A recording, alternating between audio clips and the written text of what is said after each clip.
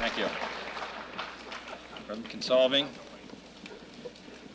Dr. Sockman, Reverend Potter, Father Morgan, Rabbi Rosenblum, Mr. Mayor, Governor Stevenson, Mr. Champion, Mr. Leidesdorf, distinguished guests, ladies and gentlemen. I had wondered what I would do when I retired from the presidency, whenever that time might come. But Dr. Sockman was the first man to suggest work as challenging as the presidency in becoming chairman of the Protestant Council's annual dinner, and I'm very grateful to him.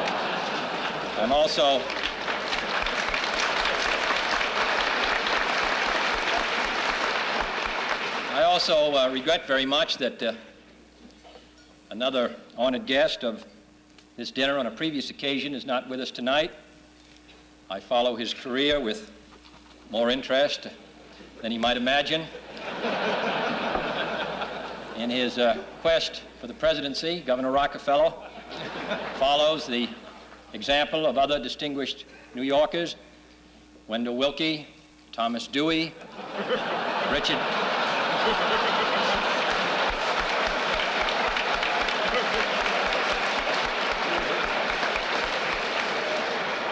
Nixon, and I wish him some margin of success. I'm gratified to receive this award from the Council, and I'm impressed by what you're doing here in the city. And I think that the words of Reverend Potter bear very careful reflection by us all. The United States is not in the position which England was when Benjamin Disraeli described it as two nations, divided, the rich and the poor. This is generally a prosperous country, but there is a stream of poverty that runs across the United States, which is not exposed to the lives of a good many of us, and therefore we're relatively unaware of it, except statistically. It's concentrated to some measure in the large cities from which, as he said, so many people are moving out. It's concentrated in some of our rural areas.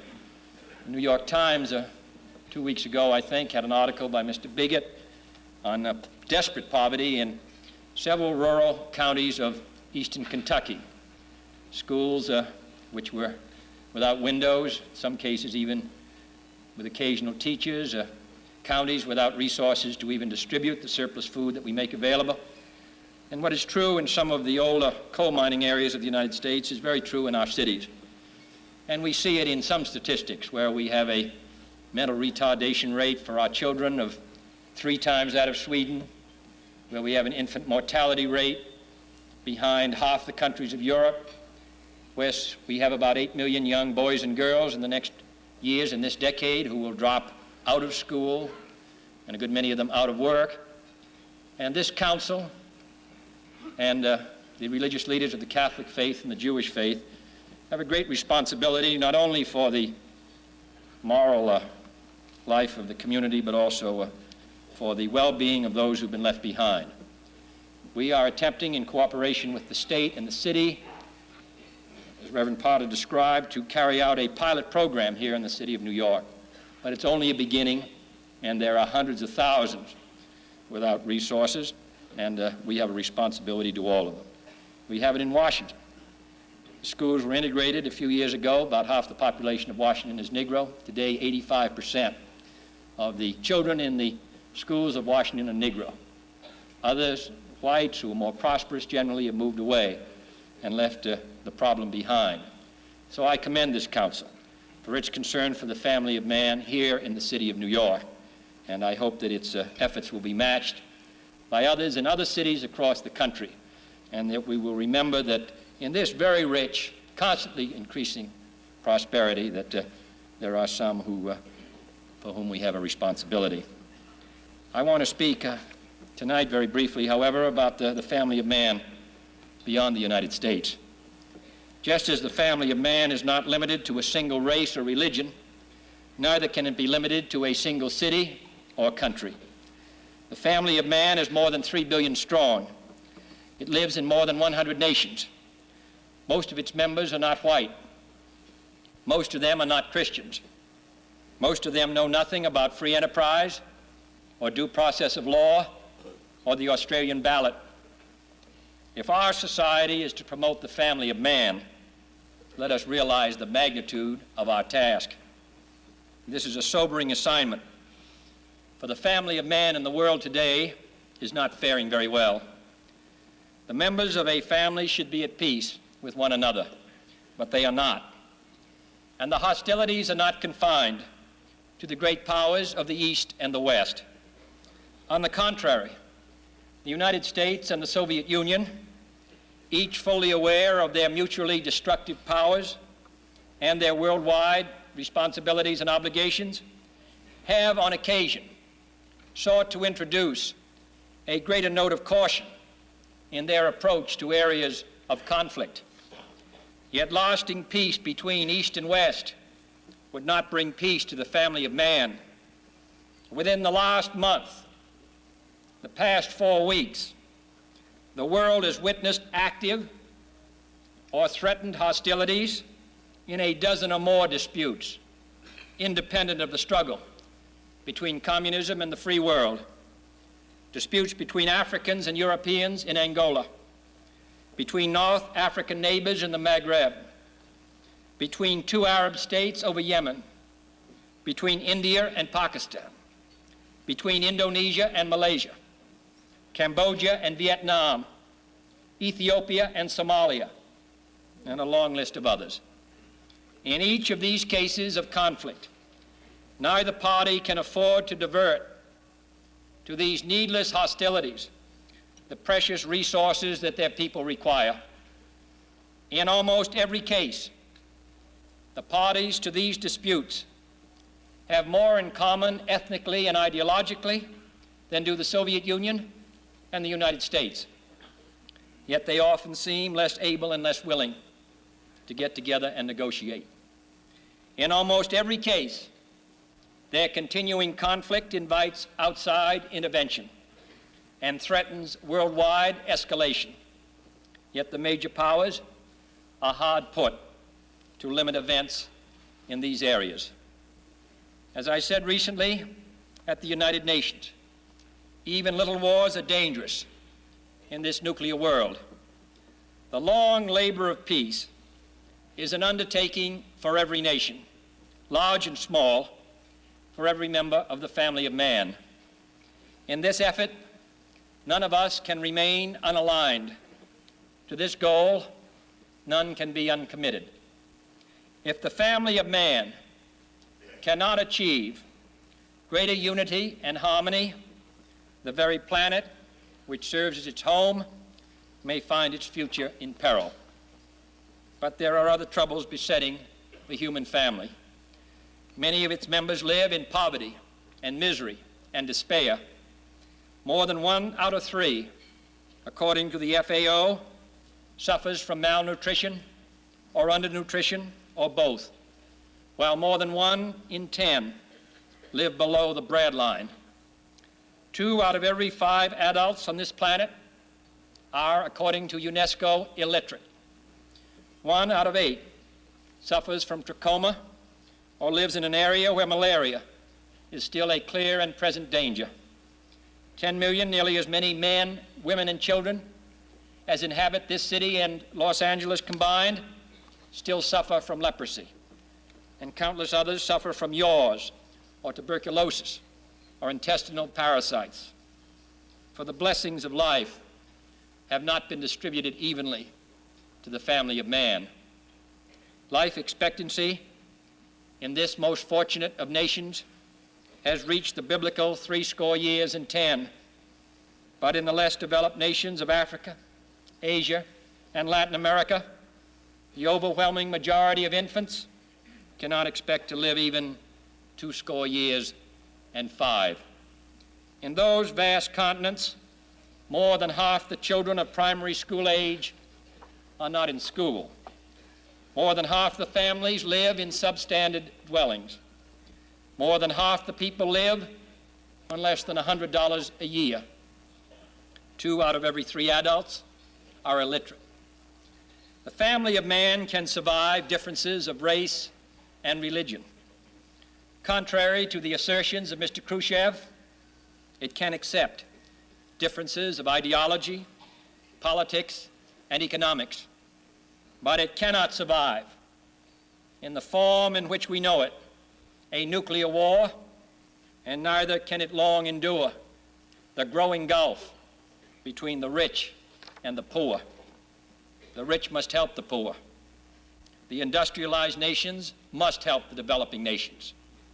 And the United States, along with its allies, must do better, not worse, by its foreign aid program, which is now being subjected to such intense debate in the Senate of the United States.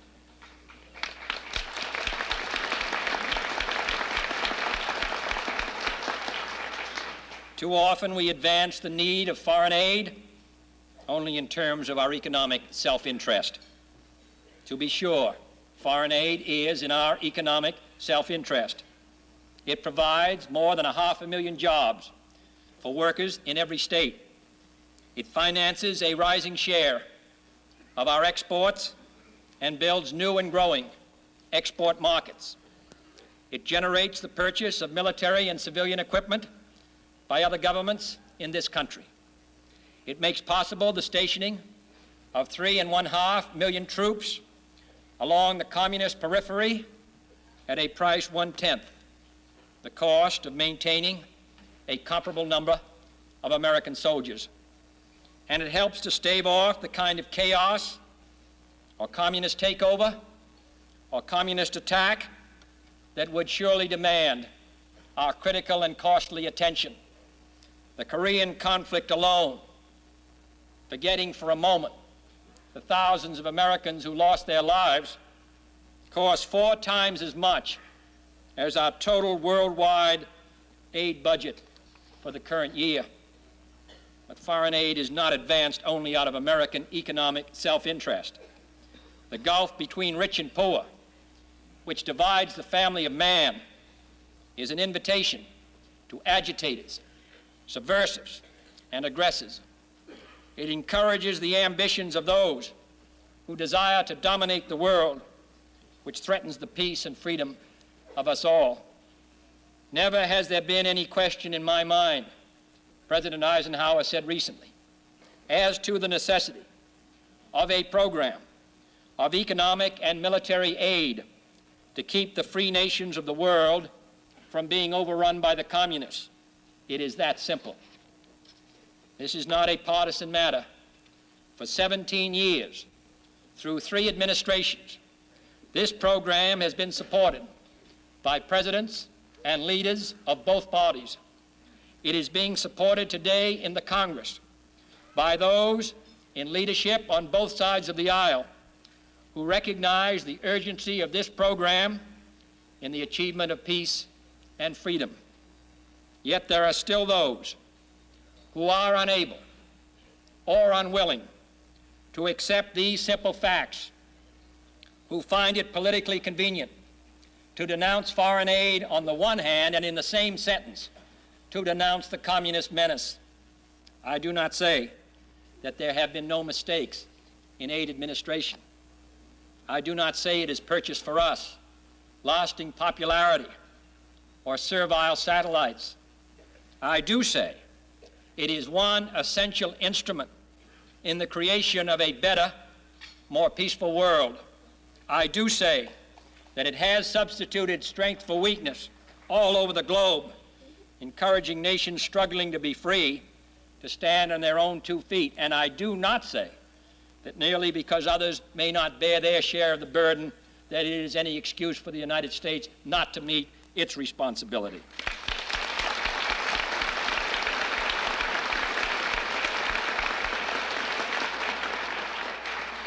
To those who say it's been a failure, how can we measure success?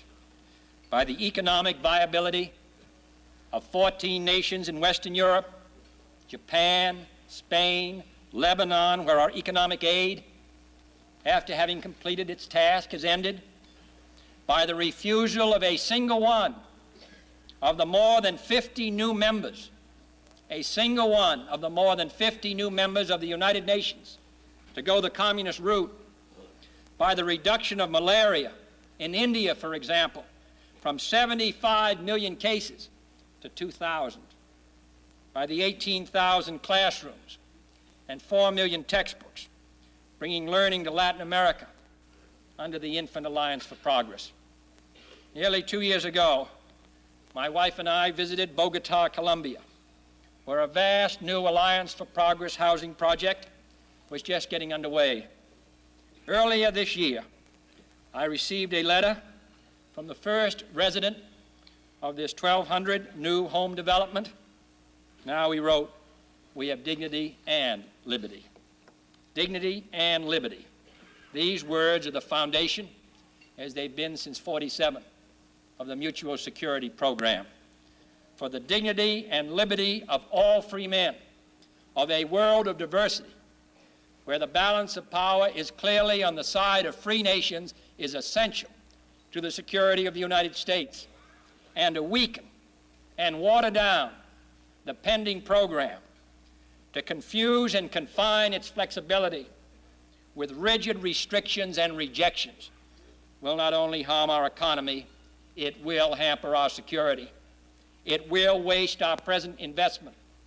And it will, above all, forfeit our obligation to our fellow men, obligations that stem from our wealth and strength, from our devotion to freedom, and from our membership in the family of man. I think we can meet those obligations. I think we can afford to fulfill these commitments around the world when 90% of them are used to purchase goods and services here in the United States, including, for example, 1/3 of this nation's total fertilizer exports, 1/4 of our iron and steel exports around the world, 1/3 of our locomotive exports, a cut of $1 billion in our total foreign aid program may save $100 million in our balance of payments, but it costs us $900 million in exports. I think the American people are willing to shoulder this burden, contrary to repeated warnings, prophecies, and expressions of hope. In the 17 years since the Marshall Plan began, I know of no single office holder who was ever defeated because he supported this program. And the burden is less today than ever before, despite the fact that this year's aid request is about $1 billion less than the average request of the last 15 years, that 4%, too many members of Congress today complain that 4% of our federal budget is too much to give to this program, yet in 1951, that program amounted to nearly 20% of our budget. 20% in 1951, and 4% today.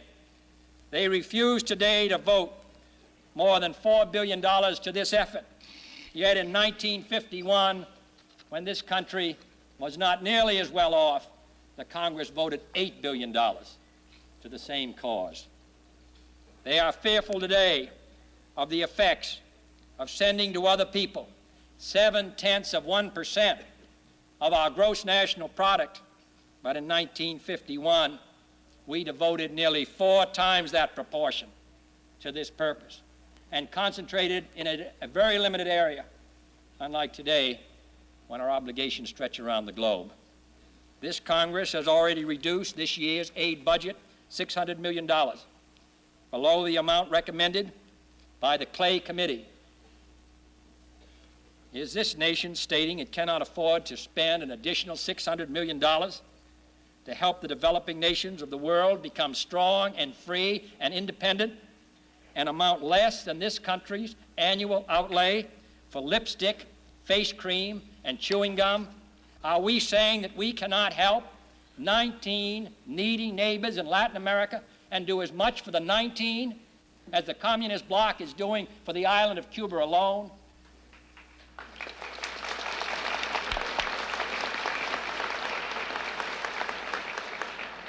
Some say they're tiring of this task, or tired of world problems and their complexities, or tired of hearing those who receive our aid disagree with us. But are we tired of living in a free world Do we expect that world overnight to be like the United States? Are we going to stop now merely because we have not produced complete success? I do not believe our adversaries are tired, and I cannot believe that the United States of America in 1963 is fatigued. Surely the Americans of the 1960s can do half as well as the Americans of the 1950s. Surely we're not going to throw away our hopes and means for peaceful progress in an outburst of irritation and frustration. I do not want it said of us what T.S. Eliot said of others some years ago: these were a decent people. Their only monument, the asphalt road and 1,000 lost golf balls. I think we can do better than that. My fellow Americans, I hope we will be guided by our interests. I hope we will recognize that the struggle is by no means over, that it's essential that we not only maintain our effort, but that we persevere, that we not only endure, in Mr. Faulkner's words, but also prevail. It is essential, in short, that the word go forth from the United States to all who are concerned about the future of the family of man, that we are not weary in well-doing, and we shall, I am confident, if we maintain the pace, we shall in due season reap the kind of world we deserve and deserve the kind of world we will have.